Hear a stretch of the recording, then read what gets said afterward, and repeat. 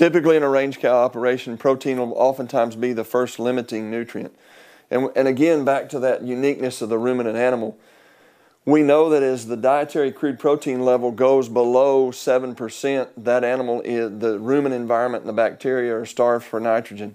So oftentimes if we can supply supplemental nitrogen in the form of protein, it enhances that bacterial population's ability to grow at maximum rate and therefore help digest that forage at the maximum rate. So oftentimes a small amount of supplemental protein to a protein deficient forage diet will not only boost protein intake, but it boosts energy intake by at the same time increasing overall forage intake.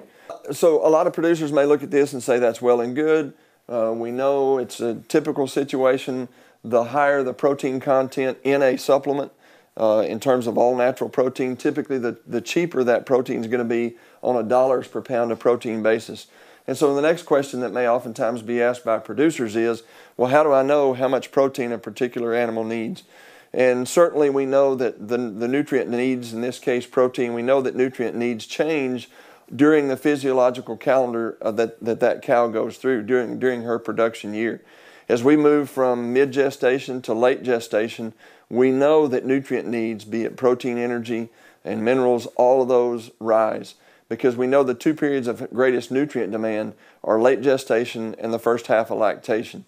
And so as we move into late gestation, that last 90 days of pregnancy, about 75 to 80% of the fetal growth occurs in that last 85 to 90 days of pregnancy. So there's tremendous nutrient demand, a tremendous rise in nutrient demand in that last third of pregnancy.